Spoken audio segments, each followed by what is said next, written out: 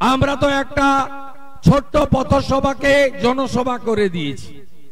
তাকিয়ে দেখুন ডায়ে বায়ে সব জায়গায় লোক। পরশুদিন সন্ধ্যাবেলা জেলায় বলেছিলাম আমি কলকাতা যাওয়ার পথে একবার ধনেখালি ঘুরে আসব।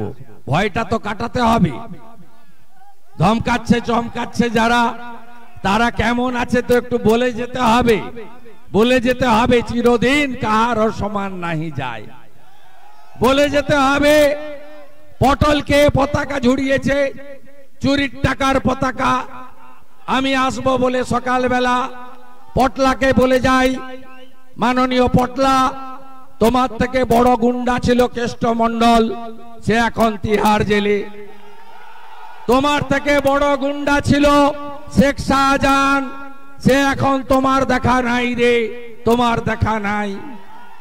পটলা আর তার যে আছেন দুজনকেই বলি ভদ্রভাবে থাকবেন, সবাই প্রচার করবে।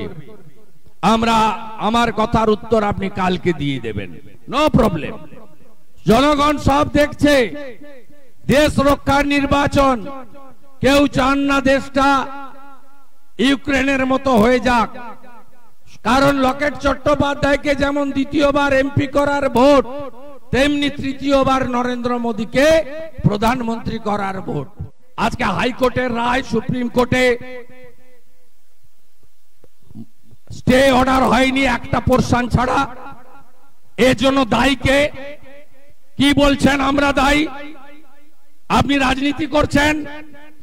হাইকোর্টের জাজমেন্টে ডিভিশন বেঞ্চে যে হলফনামা এসএসসি দিয়েছে তার 242 নম্বর প্যারা অর্ডার কপিতে দেখুন। এসএসসি কে যোগ্য কে অযোগ্য এসএসসি দেয়নি। 5400 এই অসীমা পাত্রর ভাইজি আছে। এদের বাঁচানোর জন্য আজকে হাজার হাজার যোগ্য প্রার্থীকে বলি দিলেন মমতা ব্যানার্জি। আমরা দায়ী নয়, কোর্ট দায়ী নয়, যারা কেস করেছেন লয়াররা দায়ী নয়। আপনি কেন বালাজি কোম্পানিকে দিয়ে সব ওএমআর পুড়িয়ে দেবেন? আপনাকে কে অধিকার দিয়েছে ডকুমেন্ট পুড়িয়ে দেওয়ার? যে বালাজি কোম্পানি কনস্ট্রাকশনের কাজ করে তাকে টেন্ডার দিয়ে ওএমআর গুলোকে সব নষ্ট করলেন। যোগ্যকে অযোগ্যকে হলফনামাতে দিলেন না। দায়ী তো আপনি। আপনার জন্য আজকে এই চাকরি যারা কিনেছেন এবং তৃণমূলের নেতাদের আত্মীয় স্বজনের এই চাকরি বাঁচাতে গিয়ে আপনি আজকে কয়েক হাজার যোগ্য ছাত্র কর্মপ্রার্থীকে আপনার জন্য আপনি আজকে এই অসুবিধার মধ্যে ফেললেন। আমরা আশা করি যেহেতু সুপ্রিম কোর্ট মামলা বিচারাধীন রেখেছেন, তারা যেভাবেই হোক যোগ্য অযোগ্য বাছাইয়ের কাজটা করবেন এবং যোগ্যরা রিলিফ পাবেন আর অযোগ্যরা জেলে যাবেন। আপনারা সবাই জানেন অতিরিক্ত শূন্য পদ তৈরি করার মধ্য দিয়ে এই এসএসসির দুর্নীতি সামনে এসেছে। যে সংখ্যায় শিক্ষাকর্মী বা শিক্ষক আজকে নোটিফিকেশন হয়েছিল তার থেকে অতিরিক্ত নিয়োগ হয়েছে। এই নিয়োগকে বৈধ করার জন্য কবে ক্যাবিনেটের মিটিং হয়েছে? 5ই মে 2022। ওই দিন ক্যাবিনেটের মিটিং হয়েছে মমতা ব্যানার্জির নেতৃত্বে এবং পুরো ঘটনার জন্য এই চোরেদেরকে বাঁচানোর জন্য যে সমস্যা আজকে তৈরি হয়েছে এর জন্য কোর্ট দায়ী নয়, লয়াররা দায়ী নয়, আবেদনকারীরা দায়ী নয়, বিরোধীরা দায়ী নয়। দায়ী যদি কেউ হয় এই ঠগি পিসি মমতা ব্যানার্জি দায়ী। তাই আওয়াজ তুলুন, আওয়াজ তুলুন যে সরকার বদলাতে হবে, এই চটি পিসির পার্টিকে হারাতে হবে। 35টা আসন পেলে 26 অবধি যেতে হবে না। কয়েক মাসের মধ্যে এই সরকার বদলাবে এবং আমরা নিশ্চিন্তভাবে পশ্চিম বাংলায় একটা সরকার উপহার দিতে পারি, যে সরকার টাটাকে ফিরিয়ে আনবে পশ্চিমবঙ্গে। যে সরকার কলকারখানা করবে, যে সরকার অন্নপূর্ণা ভান্ডারে মায়েদের, দিদিদের, বোনেদের 3000 টাকা দেবে, যে সরকার দিব্যাঙ্গ, তফসিলি, জনজাতি, বিধবা, বার্ধক্য, কৃষক ভাতা 1000-এর পরিবর্তে 3000 টাকা দেবে, লোকপ্রসার শিল্পী ভাতা 1000-এর পরিবর্তে 3000 টাকা দেবে, যে সরকার আবার কর্ম বিনিয়োগ কেন্দ্রের তালা খুলে বেকারদের নাম নথিভুক্ত করার সুযোগ দেবে, প্রত্যেক বছর এসএসসি পরীক্ষা হবে, মেধা অনুযায়ী চাকরি হবে, ডক্টর মানিক সাহার মতো বাংলাতে একজনও পিটিটিআই পাস করা ছেলে বাড়িতে থাকবে না, কর্মসংস্থানের সুযোগ পাবে। আনুন ডবল ইঞ্জিন সরকার। আগামীকাল আমাদের প্রার্থীর নমিনেশন। আগামীকাল হাজার হাজার কর্মকর্তার শুভেচ্ছায়, গুরুজনদের আশীর্বাদে কালকে উত্তরাখণ্ডের মুখ্যমন্ত্রী পুষ্কর সিং ধামের উপস্থিতিতে মাননীয় লকেট চট্টোপাধ্যায় নমিনেশন করবেন। সবার আশীর্বাদ, শুভেচ্ছা, সমর্থন কাল যেন সবার থাকে। আমার জনজাতিরা দ্রৌপদী মুর্মুকে রাষ্ট্রপতি করেছে বিজেপি, তাই সবাইকে আমি জোহার জানিয়ে আমার জনজাতি মূলবাসীদের পদ্ম ফুলে ভোট দেওয়ার আবেদন জানিয়ে আমার বক্তব্য শেষ করলাম। ভারত মাতা কি। তদন্তে স্টে মানে সুপার নিউমারের এই যে পোস্ট অতিরিক্ত শূন্য পদের ব্যাপারে স্টে দিয়েছেন, সোমবার রেখেছেন, এবং যোগ্য অযোগ্যদের ক্ষেত্রে রাজ্য সরকারকে তাদের রিপোর্ট জমা দিতে বলেছে। আমি এই ইন্টারিম রায়ে আমি খুব বেশি রিয়াক্ট করতে চাই না। আমার দুটো বিষয় পরিষ্কার। বিরোধী দলনেতা হিসেবে আমি চাই মন্ত্রিসভা জেলে যাক, কারণ এই সমস্যা তৈরি করেছেন মমতা ব্যানার্জি, এবং অতিরিক্ত শূন্যপদ মানে নোটিফিকেশন হয়েছে 1000 জনকে চাকরি দেওয়া হবে, নিয়োগ হয়েছে 2000 জন। এই যে অতিরিক্ত 1000 নোটিফিকেশনটাই তো বাতিল হয়ে গেছে। এর জন্য দায়ী রাজ্য সরকার। এবং 2022-এর 5ই মে আপনারা দেখেছেন মন্ত্রিসভা মিটিং করে অতিরিক্ত শূন্যপদ তৈরি করার যে রেজুলেশন ক্যাবিনেট নোটে নেওয়া হয়েছে, এটাই অত্যন্ত বিপজ্জনক। আমাদের বক্তব্য, এই অতিরিক্ত শূন্যপদ তৈরি করে রেগুলারাইজ করতে তিনি কাদের চেয়েছিলেন? যারা অযোগ্য, যাদের ওএমআর এ 0, 1, 2, 3 আছে, এবং যারা মূলত টাকার বিনিময়ে চাকরি কিনেছেন। পার্থ চ্যাটার্জি এবং ভাইপো বাহিনী বেচার কাজে ছিলেন।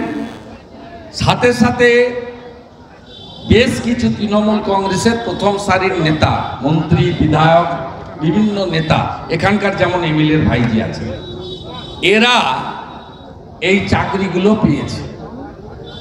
এবং সবচেয়ে বড় অপরাধ স্কুল সার্ভিস কমিশন করেছে।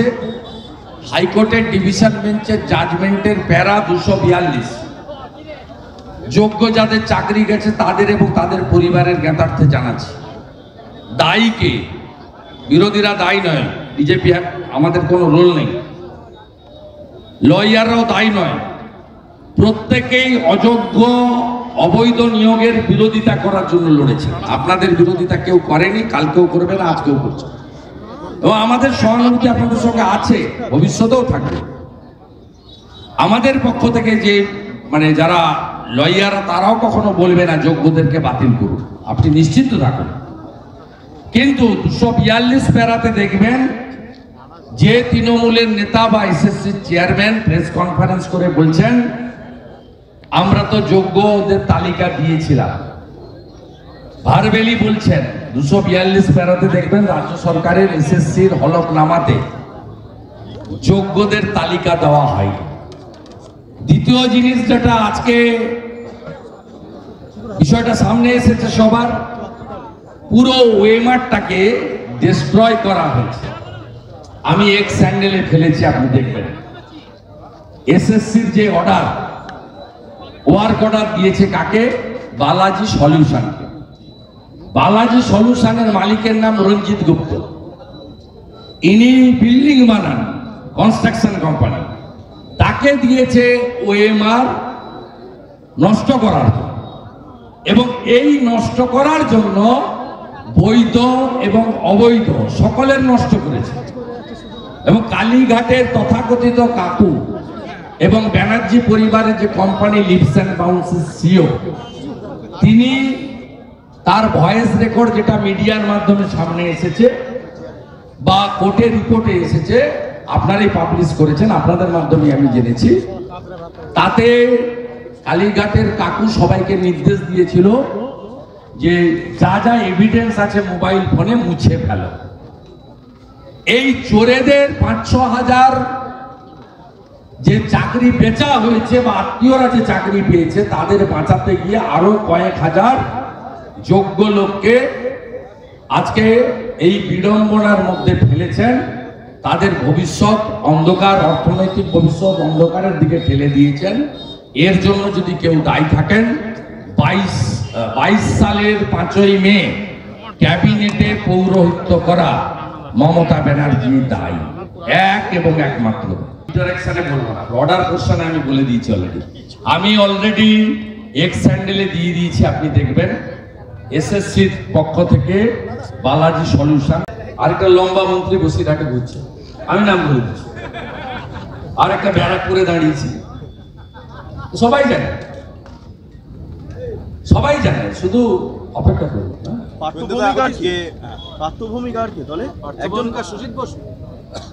আপনারা বুঝেন না, সমাজদার কথা ইশারা করে। আজকে এতজনের চাকরি গেছে, এই নিয়ে মমতা বন্দ্যোপাধ্যায় আপনাকেই নিশানা করে বলছে যে আপনার বাড়ির যদি কেউ চাকরি চলে তো আপনি কি করতেন, আপনি তো ভাজপার মেশিনে ঢুকে গেছেন। আমার বাড়ির চাকরি যেত না, কারণ আমার বাড়ির লোক অবৈধভাবে কোনো চাকরি চাইও নি, নেয়ও নি, ভবিষ্যতেও নেই। মমতা ব্যানার্জি রাজনীতি করার আগে, মমতা ব্যানার্জি রাজনীতি করার আগে জেনে রাখা দরকার, আমার বাড়ির বিপিন অধিকারী ব্রিটিশের জেলে ছিল 8 বছর। স্বাধীনতা আন্দোলনে আমাদের যোগদান আছে। আমার দাদু পিতৃদেবের বাবা কেনারাম অধিকারী প্রথম ইউনিয়ন বোর্ডের চেয়ারম্যান বাসুদেবপুর, শিশির অধিকারী মিউনিসিপ্যালিটির চেয়ারম্যান 70 সালে, 82 সালের এমএলএ, আর আমি 88 সালে কলেজের সিআর। উনি পার্টি করেছেন 98 সালে, আমি 95-তে কাউন্সিলর। ওনার সার্টিফিকেট আমার নেওয়া দরকার।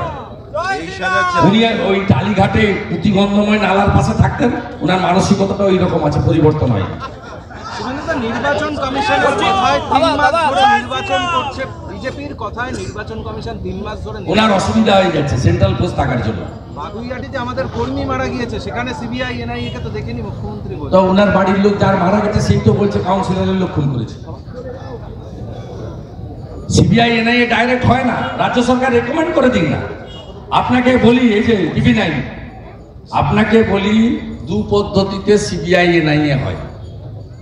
এনআইএ হয় এক্সপ্লোশন হলে সেকশন 3/4, এফআইআর থাকলে এনআইএ হয়। দ্বিতীয় সিবিআই হয় 2টো পদ্ধতিতে, এক রাজ্য সরকার রেকমেন্ডেশন করলে, আরেকটা কোর্ট ডাইরেকশন দিলে। ডাইরেক্ট সিবিআই ঢুকতে পারে না, সেন্ট্রাল গভর্নমেন্টের কনসার্ন ছাড়া। কোর্টে ঢুকতে পারে, রেলে ঢুকতে পারে, জেনারেল ঢোকার কোনো স্কোপ নেই, law and order state subject. আমি আপনার কথার উত্তরে, উনি তো মুখ্যমন্ত্রী, আমি বিরোধী দলনেতা, আমি মাননীয়াকে অনুরোধ করব, বাগুইয়াটির খুনের বিষয়টা আপনি চিফ সেক্রেটারিকে বলুন। এখন তো আপনি লিখতে পারবেন না, ভোট চলছে, চিফ সেক্রেটারিকে বলুন সিবিআই কে কেসটা হ্যান্ডওভার করতে, হ্যান্ডওভার করতে বলুন। তারপর সিবিআই অ্যাকসেপ্ট করবে না করবে, নিশ্চয়ই আমাদের যদি কিছু বলার থাকে আমরা বলবো, কিন্তু রেকমেন্ড করতে হবে উনাকে। আর দ্বিতীয় পদ্ধতি আছে, উনি রেকমেন্ড করতে চান না, যার বাড়ির লোক মারা গেছে সে কোর্টে যাক, আবেদন করুক, কোর্ট উইল ডিসাইড। ওই বাড়ির লোকই বলেছে, সারাদিন সব চ্যানেল দেখিয়েছেন আপনারা, তৃণমূলের গোষ্ঠীদ্বন্দ্বে খুন। বিজেপি সব খুনের রাজনীতি করে না, আমাদের করার দরকারও নেই। এই জন্য সুরাট আর ইন্দোর 2টো বিগ সিটি, 2টো বিগ ইন্ডাস্ট্রিয়াল সিটি, 2টো জায়গা থেকেই নরেন্দ্র মোদীর প্রার্থীরা বিনা প্রতিদ্বন্দ্বিতায় জিতে গেছে। সবে তো মোদী ওয়েব, এরপরে মোদী সুনামি দেখতে পাবে যত ফেজে হবে। যে ফিরহাদ হাকিম নাকি আপনাকে ঢাল করে নারদা ইস্যুকে সামনে রেখে অভিষেক বন্দ্যোপাধ্যায়কে কটাক্ষ করেছিলেন। ফিরহাদ হাকিম আপনাকে ঢাল করে, আমি কারো সার্টিফিকেট আমার দরকার নেই, ওটা কনস্পিরেসি, সবাই জানে। ইটস নট করাপশন, এভরিবডি জানে। ওটা নিয়ে ওটা ভাইপো যে করিয়েছে তার অপছন্দের লোকদের তৃণমূলের মধ্যে, এবং কেডিসিউকে ইনস্ট্রুমেন্ট করে। It's not everybody, it's old chapter.